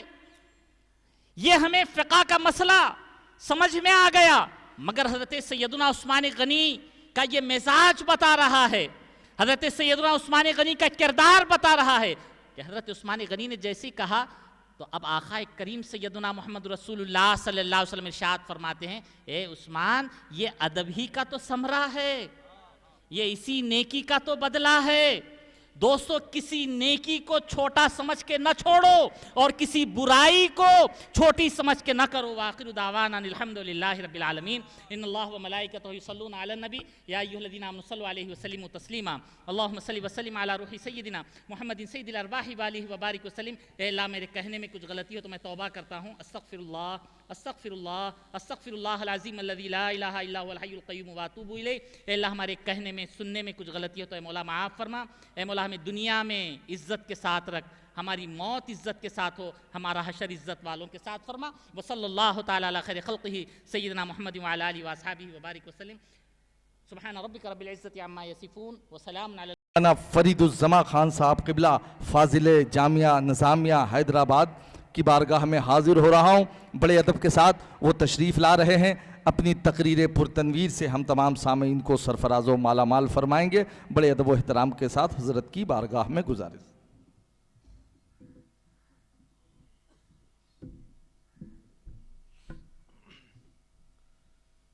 السلام علیکم ورحمۃ اللہ وبرکاتہ۔ الحمد لله رب العالمين والصلاة والسلام على سيد الأنبياء والمرسلين وعلى آله وأصحابه أجمعين. أما بعد، فقد قال الله تعالى في القرآن المجيد في شأن حبيبه الكريم تعظيما وتكريما: إن الله وملائكته يصلون على النبي يا أيها الذين آمنوا صلوا عليه وسلموا تسليما. اللهم صل على سيدنا محمد وعلى آله وصحبه أفضل صلواتك وعدد معلوماتك. وقال الله تعالى في القرآن المجيد: أعوذ بالله من الشيطان الرجيم، بسم الله الرحمن الرحيم. إذا نودي للصلاة من يوم الجمعة فاسعوا إلى ذكر الله وذروا البيع ذلكم خير لكم إن كنتم تعلمون. صدق الله العظيم وصدق رسوله النبي الكريم ونحن على ذلك لمن الشاهدين والشاکرین. محترم سامعین کرام، آج اس جلسے سے اس ناچیز کو فضائل و مسائل یوم العربہ یعنی کہ جمعہ کے دن کے فضائل اور مسائل بیان کرنے کی سعادت حاصل ہو رہی ہے. الحمدللہ محترم سامعین کرام، جیسا کہ آپ اور ہم جانتے ہیں کہ جمعہ یہ مسلمانوں نے اختیار کیا ہے، اور نبی علیہ الصلاۃ والسلام فرماتے ہیں جمعہ کا دن یہود اور نصارہ کو بھی دیا گیا تھا. جمعہ کا دن یہود اور نصارہ کو بھی دیا گیا تھا، لیکن یہود ایک دن پیچھے ہو گئے اور نصارہ 2 دن پیچھے ہو گئے. وہ اس طرح کہ جمعہ کے فضائل میں سب سے بڑی چیز یہ ہے کہ رب ذوالجلال نے جو ساری کائنات کو تخلیق کا ارادہ کیا، ساری دنیا کو ساری کائنات کو بنانے کا ارادہ کیا، تو رب ذوالجلال جب اس کو بنانے کا ارادہ کیا تو شروع ہوا وہ ایک شنبہ اتوار سے اور ختم ہوا جمعہ کے دن. مفسرین کرام اپنے تفاسیر میں، اہل علم اپنے کتبوں میں لکھتے ہیں کہ جب جمعے کے دن تکمیل کو پایا تو رب ذوالجلال نے فرمایا کہ اب ساری دنیا کو بنا دیا گیا، لہٰذا اس دن کی تعظیم کیا جائے، احترام کیا جائے. اور یہود نے کہا کہ رب نے اتوار سے شروع کیا تو اور جمعہ کو ختم ہوا، تو لہٰذا رب کو تھوڑا آرام کرنے کی ضرورت تھی، اس لیے یہودیوں نے ہفتے کو اپنا متبرک دن بنا لیا کہ جمعے کے دن ختم ہو گیا، لہٰذا اتوار کے دن سکون سے عبادت کریں گے ہفتے کے دن. تو یہودیوں نے ہفتے کو اختیار کر لیا، اور نصرانیوں نے کہا کہ رب ذوالجلال نے اتوار کو شروع کیا ہے کام، تو لہذا بڑی اہمیت کا کام ہوگا، لہٰذا ان لوگوں نے اتوار کو چن لیا.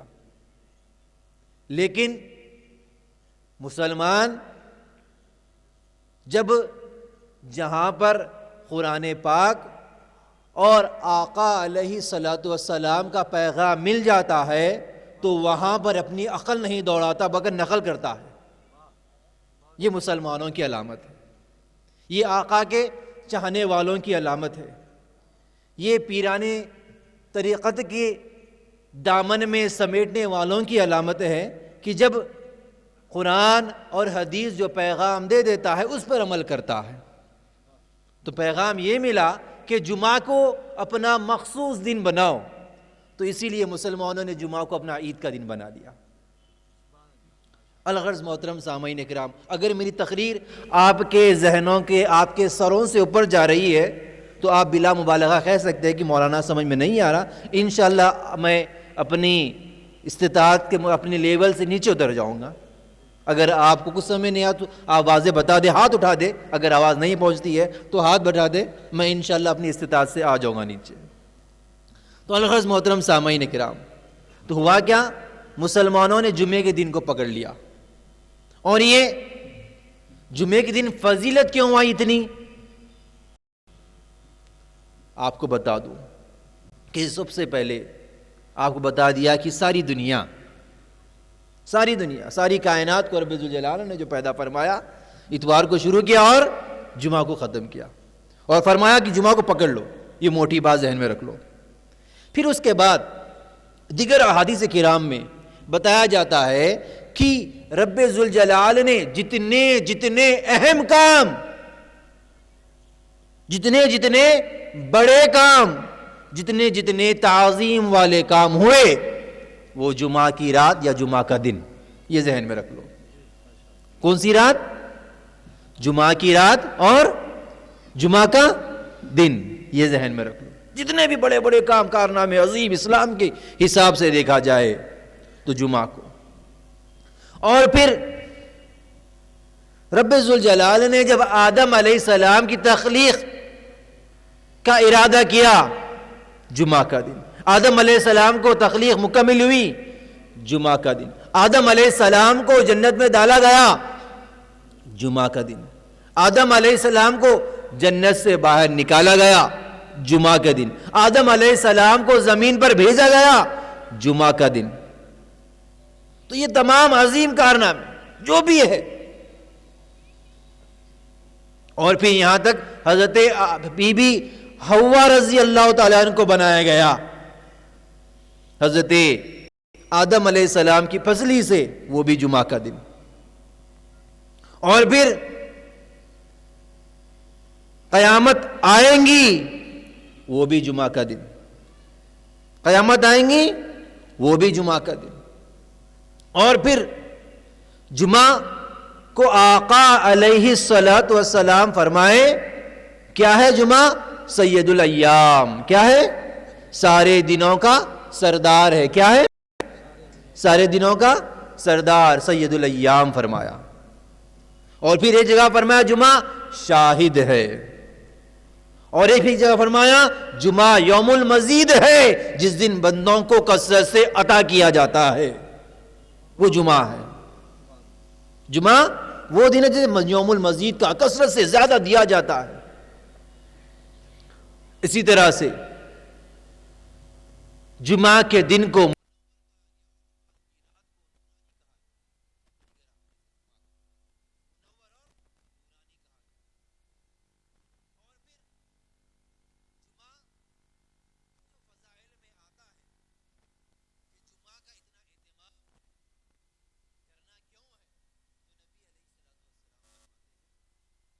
بندہ جو جمعہ کا اہتمام کرتا ہے. اب جمعہ کا اہتمام کب سے کرنا وہ آگے بتاؤں گا میں، لیکن نبی علیہ الصلوۃ والسلام فرماتے ہیں جو جمعہ کا غسل کیا، کیا کیا؟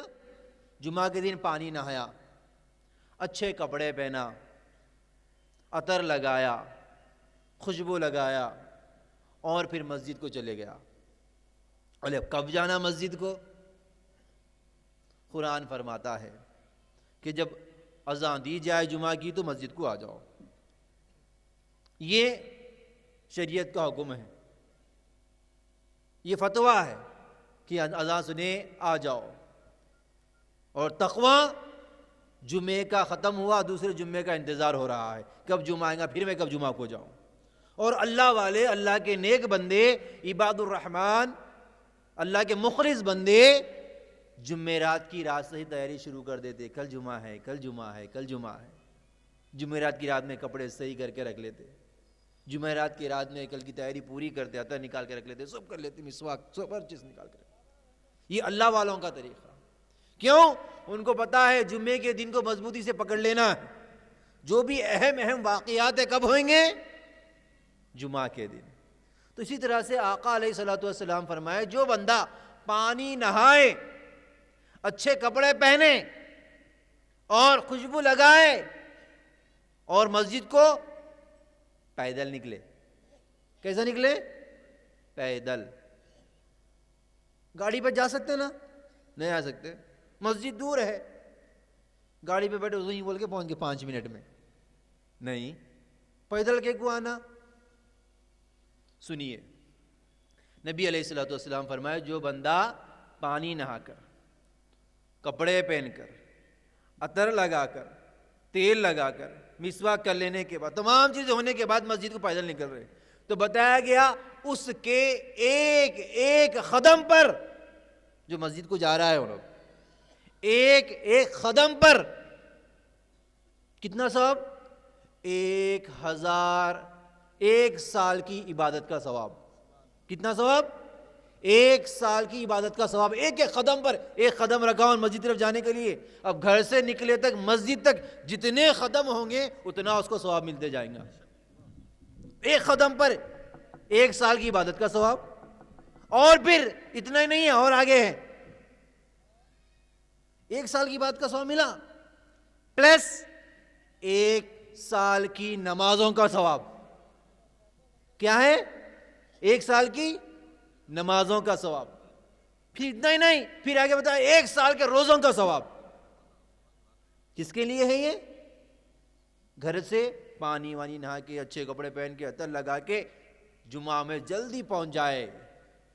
کتنا جلدی پہنچے؟ پیدل نکل جائے. گاڑی پہ نکلے، ہوتا کیا بولوں، اب پیدل جانا ہے میرے کو مسجد کو، تو میں بولا گھر سے 10 کلومیٹر، گھر سے ایک 500 میٹر ہے، تو میں بولوں گا بھائی یہاں سے پیدل جاؤں گا تو 5-6 منٹ لگ جائیں گے میرے کو. 500 میٹر بول رہا ہوں میں، کلو میٹر نہیں بول رہا ہوں، ٹھیک ہے نا. تو بولے 5-6 منٹ ہو جاتے ہیں، تو لہٰذا میں کیا کرتا ہوں، گاڑی پہ بیٹھا 2 منٹ میں پہنچ جاتا ہوں. تو لیکن بتانا یہ ہے پیدل، اس لیے اگر آپ گاڑی کا ارادہ کریں گے تھوڑی دیر گھر میں بیٹھ جائیں گے، ابھی ٹائم ہے نا، تھوڑی دیر سے نکلیں گے. یہاں پر اہتمام جمعے کا بتایا جا رہا ہے. جمعے کے دن گھر میں نہیں وقت گزارنا، جمعے کے دن مسجد میں وقت گزارنا. جمعے کے دن وقت کہاں پر گزارنا؟ مسجد میں زیادہ گزارنا. یہ بولنے کا اس کے واسطے بولے پیدل آؤ. گاڑی پہ آ سکتے ہیں آپ، فتویٰ بولتا گاڑی پہ آ جاؤ، تقویٰ بولتا پیدل جاؤ. اب ہمارے اختیار میں کیسا جانا چاہتے ہیں جاؤ. آپ کو میرا کام مسئلہ بتانا ہے، اس کے فضائل بتانا ہے. اب دیکھیے، پیدل نکلے تو گھر سے جلدی نکلے تو زیادہ ثواب ملتے جا رہا آپ کو. ایک ایک قدم میں تو نیکیاں ہیں، پلس جلدی نکلنے کا بھی ثواب. اور قرآن فرماتا ہے فسعوا الی، کیا کرو؟ دوڑو. کیا کرو؟ دوڑو. فسعوا کے معنی دوڑنے کے بھی ہے، اور فسعوا کے معنی اہتمام کے ساتھ، انتظامات کے ساتھ جانے کے بھی ہے. کیا ہے؟ فسعوا کے معنی دوڑنا، اور ایک جگہ معنی ہے اہتمام، انتظام، وقار کے ساتھ جانا. تو سعی یسعو معنی دوڑنا نہیں ہے، بلکہ کیا نماز کو جمعہ ہوتے کہ اذان ہوتے کہ بند کر کے بھاگنا نہیں ہے، بلکہ اس کی تیاری پہلے سے کر لینا، جمعہ کے انتظامات پہلے سے کر لینا. اذان سنے اب مسجد کو چلے جانا سکون سے، بھاگنا نہیں ہے. انتظام کر لینا جمعرات کی رات سے پورا. کب سے کرنا ہے؟ جمعرات کی رات سے. اور بھی بتایا گیا اب جمعہ کی تیاری ہوئی، اب تو قدم با قدم آئے آپ. آقا علیہ الصلوۃ والسلام فرماتے جمعہ جو بندہ اس کا اہتمام کرتا ہے تو اس کو ایک یوم مزید کہا گیا. کتب میں ملتا ہے کہ جنت میں جب بندے رب کے قریب ہوں گے، رب کا دیدار نصیب ہوگا. کب نصیب ہوگا اور کس کو نصیب ہوگا؟ تو غور فرمائیے، یوم مزید کے دن خوب عطا کیا جانے والا. تو جنتی جنت میں ہوں گے، ہر ایک کو ان کے اسٹینڈرڈ، ان کے منصب اور ان کے لحاظ سے بٹھا دیا جائے گا. جیسے آپ لوگ یہاں پر بیٹھے ہوئے قریب قریب ہو کر، کوئی دور بیٹھے ہوئے ہے، کوئی سامنے بیٹھے ہوئے ہے. دعوت میں گئے تو دسترخوان کے قریب بیٹھے، پیچھے بیٹھنا نہیں. بیٹھتے ہو، ارے پہلے دستر پہ گرم گرم ملتا، اچھا ملتا، جلدی جلدی آتے ویٹر. نہیں، دعوت میں یہ اہتمام کیا کرتے نا، نکے میں بیٹھتے کہ قریب میں جا کے بیٹھ جاتے، ڈائننگ ہال کے کھلتے کہ چل جانا اندر. یہاں کی فضیلتیں معلوم کیوں؟ گرم آتا، اچھا آتا، تازہ آتا، فریش آتا، ویٹر ہم پھرتی میں رہتے کہتے نہیں. تو یہ سب معلوم. تو اسی طرح اللہ تعالیٰ فرمائے جمعہ کے دن بھی جو بندہ خطیب صاحب کے قریب بیٹھے گا، جتنا قریب بیٹھے گا اتنا قریب سے رب کا دیدار کرے گا،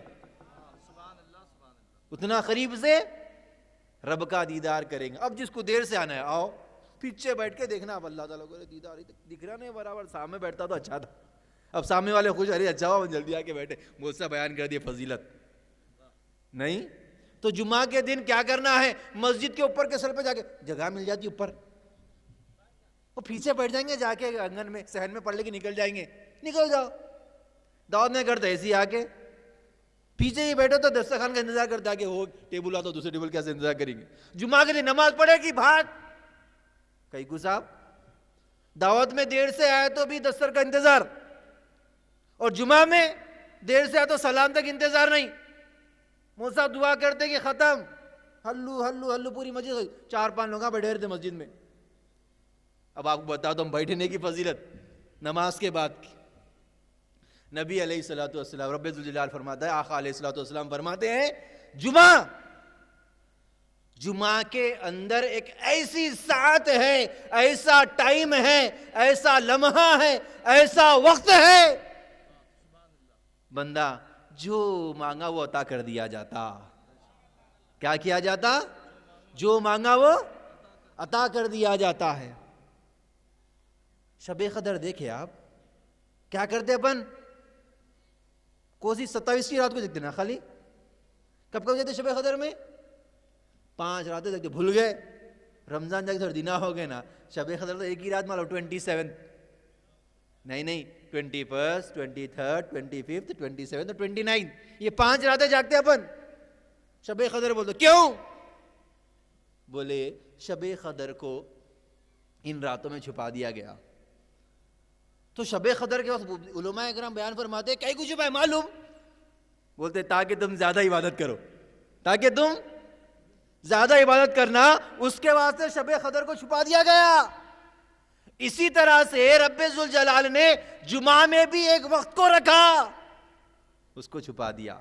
بولا کیوں؟ یہ جمعہ تعظیم کا دن ہے، دعاؤں کا دن ہے، عبادت کا دن ہے، آقا علیہ الصلوۃ والسلام پر درود کے نذرانے پیش کرنے کا دن ہے. لہٰذا تم دنیا کے معاملات میں نہیں پڑ جانا، اس میں ایک ٹائم رکھا، کثرت سے عبادت کرو، تمہاری عبادت قبول کر لیتا ہوں.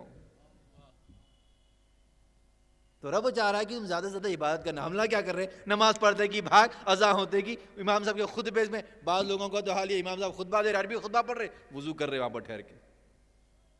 کیا کر رہے؟ وضو کر رہے وہاں ٹھہر کے. بعض لوگوں کا تو حال یہ، امام صاحب خیمے میں بھاگ لیتے آ رہے جمعہ میں. اب آئیے آقا علیہ الصلوۃ والسلام کیا فرماتے جلدی آنے والوں. میں تو سب سے بڑی حدیث بیان کر دیا کہ جتنا قریب رہیں گا، جتنا خطیب صاحب کے قریب رہیں گا، اتنا زیادہ قریب سے رب کا دیدار کریں گا. اور ایک حدیث سن لو. آقا علیہ الصلوۃ والسلام فرماتے ہیں جو جمعہ کو جلدی آئے گا،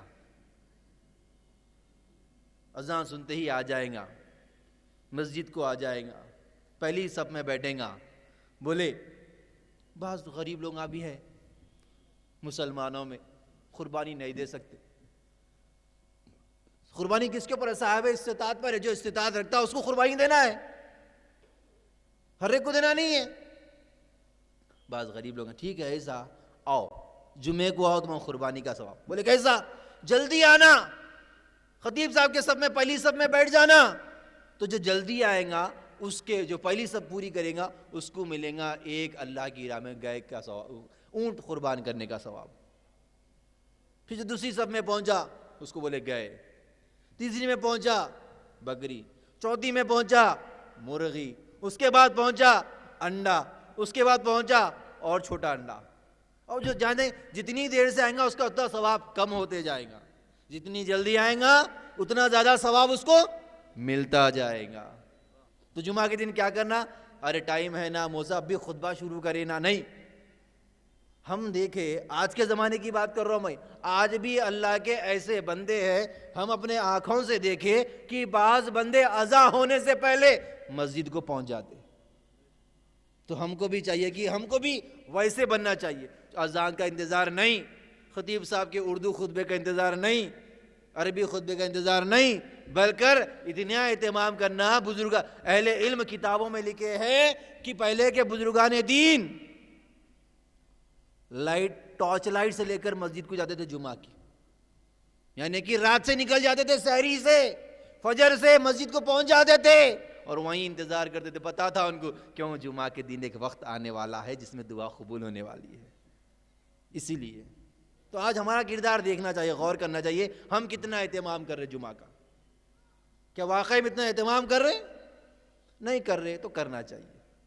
جمعہ کو جلدی جانا چاہیے. نہیں معلوم تھا, معلوم ہو گیا, جس کو نہیں معلوم اس کو بتا دینا بھی چاہیے. آپ لوگ آگے اتنی جلدی, اب بہت سے لوگ آئی نہیں, بعض لوگ ہوتے نہیں وہ فلاں مولانا جب بھی چاہتا ہوں. اب یہ سب باتیں معلوم ہوتے ہیں ان کو, تو آپ لوگ بتا دینا جو آپ کو جس کو جو آپ کے گھر میں ہے. ہم نہ کیا کر رہے, بعض باتیں صرف گھر میں سننی ہے, یہ بیان سننی ہے, بس یہیں رکھ لیے.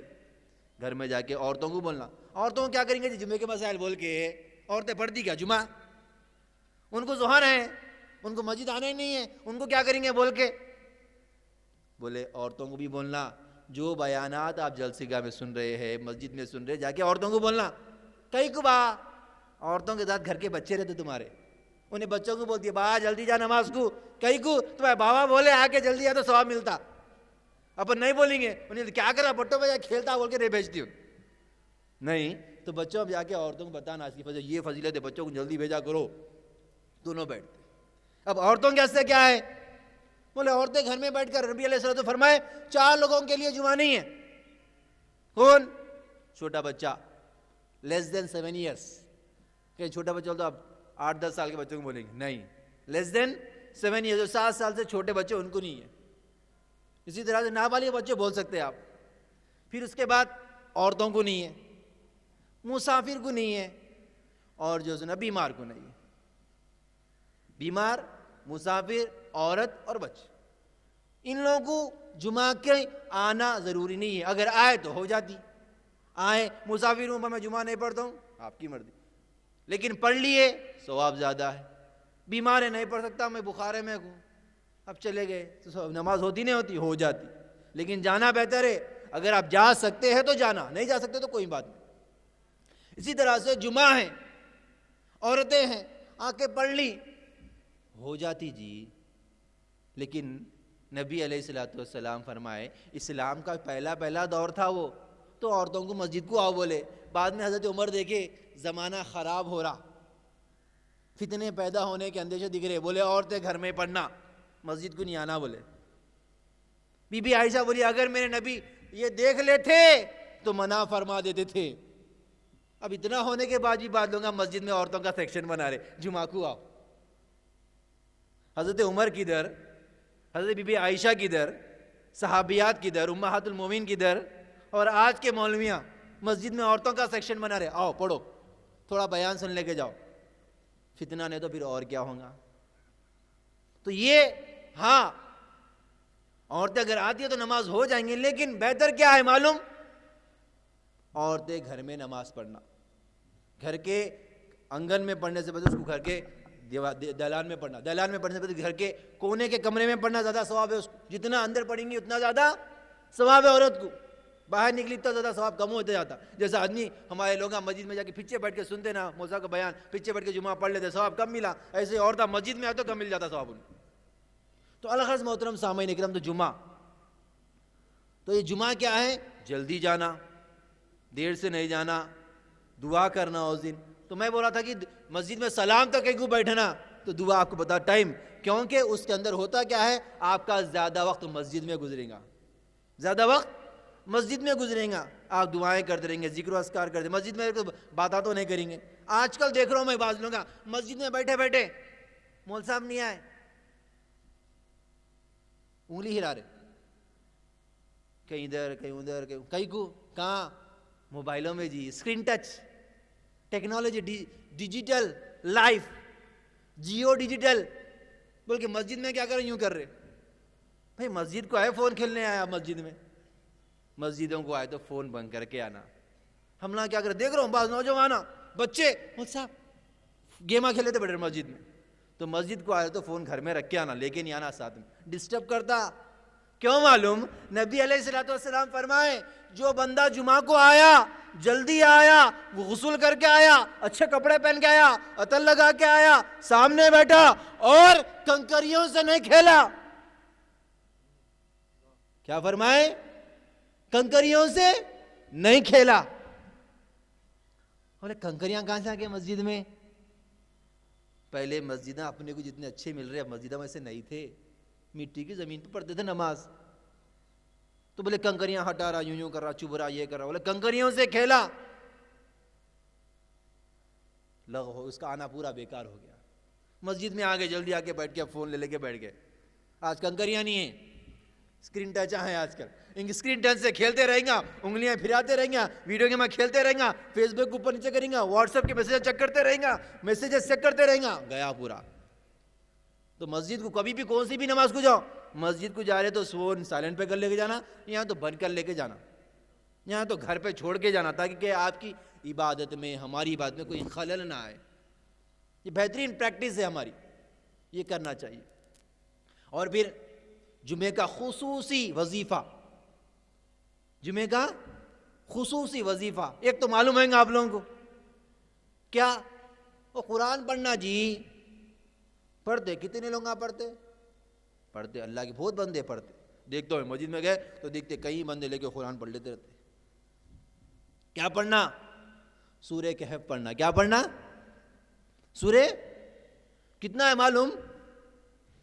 پون پارا ہے وہ، اٹک اٹک کے پڑھے تو بھی 45 منٹ ہوتے. اماں موزاب اتنا بڑا وظیفہ تو چھوٹا دینا نہیں. تو سنیے وظیفے کی فضیلت سنیے، سورہ کہف کی فضیلت سنو آپ. کیا ہے سورہ کہف؟ جو کوئی بندہ جمعہ کے دن پڑھتا ہے، کیا کرتا ہے؟ جمعہ کے دن پڑھتا ہے تو بتایا گیا کہ وہ دجال کے فتنے سے محفوظ رہے گا. اور پھر دیگر علماء کرام نے لکھا کہ جو کوئی جمعہ کے دن سورہ کہف پڑھتا ہے دنیا کے فتنوں سے بھی محفوظ رہے گا. دنیا کے جو بھی فتنے آنے والے اس سے محفوظ ہو جاتا. یہ ذرا بڑا وظیفہ ہے. اب چھوٹا وظیفہ بتاتا ہوں، خصوصی وظیفہ جو جمعے کے دن کیا جاتا ہے. نبی علیہ الصلوۃ والسلام فرمائے کہ اے میرے صحابہ، جمعے کے دن مجھ پر، پہلے سورہ کہف کا سن لو. اور یہ سورہ ایسا ہے کہ اہل علم نے لکھا یہ سورہ ایک دم پورا نازل ہوا، ایک دم پورا نازل ہوا. اور اس سورے کے ساتھ 70,000 فرشتے نازل ہوئے. کتنے فرشتے؟ 70,000 فرشتے نازل ہوئے. اس سورہ کہف کا ہوا. اب آئیے، نبی علیہ الصلوۃ والسلام فرماتے ہیں جمعے کے دن کیا کرنا؟ مجھ پر کثرت سے درود بھیجنا. کیا کرنا؟ کثرت سے درود پاک پڑھنا، سلام عرض کرنا مجھ پر. بولے کیوں؟ بولے کہ دیکھو جو تم درود بھیجتے نا وہ مجھ تک پہنچایا جاتا. کیا کیا جاتا؟ مجھ تک پہنچایا جاتا ہے. پھر اور ایک جگہ آیا کہ بندہ درود پڑھتا ہے، پڑھنے سے پڑھتا اور ختم کرنے سے پہلے اس کا درود مجھ تک پہنچ جاتا ہے. کیا ہوتا ہے؟ اس کا درود مجھ تک پہنچ جاتا ہے. اور پھر فرمائے جو کوئی بندہ جمعے کے دن 80 مرتبہ درود پر شریف پڑھتا ہے تو اس کے 80 سال کے گناہ معاف کر دیے جاتے ہیں. کتنے سال کے؟ 80 سال کے گناہ معاف کر دیے جاتے ہیں۔ اب دیکھیے، اب آپ بولیے اپنا کیا کرتے؟ سنیاں نماز پڑھتے، سنتاں پڑھتے، نفل پڑھتے، دعا کرتے، پھر اس کے بعد کیا کرتے؟ سلام پڑھتے۔ سلام میں بھی کیا ہوئی؟ درود و سلام ہی رہتا۔ تو یہ ہم لوگوں کو فضیلت معلوم ہے بول کے سنیاں کیا کرے؟ سب اہتمام کرے بھائی درود پڑھنا، سلام پڑھنا، گھر میں درود کا دستہ رکھنا جمعے کے دن۔ ہم نے عورتیں کیا کرتی؟ جمعے کے دن پکا لیے دال کھانا، وہ گوشت تل دیے، کیا ہوتا جمعے کی ڈش؟ ضرور جمعہ عید کا دن ہے۔ ایک حدیث پاک میں آیا کہ جمعہ مومنوں کے عید کا دن ہے۔ بعض روایت میں آیا کہ عید الاضحیٰ، عید الفطر سے عظمت والا دن ہے، اس سے افضل دن ہے۔ تو کیا کرنا؟ جمعے کے دن خالی دالیں بنانا، اس کے ساتھ کچھ تو بھی تلنا، مرچیاں، بھجیے، خالی کھانے کے لوگا وہ بن گئے ہم لوگا۔ یہ کھا لو ٹھیک ہے، میں نکو کھاول کے نہیں بول رہا ہوں، دال بنائے، کھانا بنائے، گوشت تل لیے، مرچیاں کھائے، پاپڑاں کھائے، اچھا کرے۔ اب اس کے بعد کیا کرنا؟ اس کے بعد درود پڑھ لیتے بیٹھنا، وہ نہیں پڑھتے۔ مولا یہ کہ بولے آپ کھانے پینے کے بعد اچھے دکھتے آپ بولے تو عید کا دن بول کے۔ تو کیا ہے نبی علیہ السلام فرمائے کہ 80 مرتبہ گن کے ایک تسبیح درود پڑھ لے تو کتنا ثواب؟ 80 سال کا ثواب۔ اور پھر درود ایسا کہ نبی علیہ السلام کی بارگاہ میں مقبول ہو جاتا ہے، قبول ہو جاتا ہے۔ اور پھر اہل اللہ، اہل علم، اللہ والے، اللہ کے نیک بندے، بزرگان دین کیا کرتے ہیں؟ اب دیکھیے وہ لوگ کیا کرتے تھے؟ جمعہ کے بعد کھانا کھا لیتے، مسجد میں رہتے۔ بعض اہل اللہ تو ایسے تھے کہ آئے جمعہ کے دن بیٹھ گئے تو اب کب نکلے؟ مغرب کے بعد نکلے۔ مجھ صاحب بہت لمبا بتا رہے تم، پہلے بولے ہلو تھوڑا 80 مرتبہ پڑھا، پورا مغرب تک بٹھا دے رہے جمعہ میں، پہلے جلدی آؤ بولے مغرب تک بٹھا رہے۔ بھائی اس دن کا کیا ہے آفر؟ آپ کی دعا قبول ہوتی، اور دعا کو اگر مخفی کر دیا گیا تو دن ختم کہاں ہوتا؟ مغرب تک ختم ہوتا۔ تو اس کے واسطے قرآن فرمایا نماز پڑھنے کے بعد تم نہ جا کے اپنے کاروبار کر سکتے با، لیکن کاروبار کرنا، دنیا کے کاماں کرنا، لیکن اللہ کے ذکر کو نہیں بھولنا۔ ذکر کرتے رہنا دل سے، زبان سے، جیسا بھی ہو سکے۔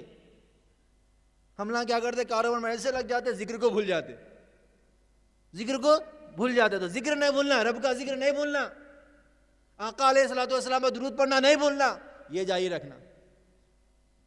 تو پھر یہ ہمارے کو فضیلت ہے۔ ہم نہ کیا کرتے؟ نماز پڑھتے کہ چلو گئے، کھا لیے پی لیے، اب سو ہو گیا سمجھتے، نہیں۔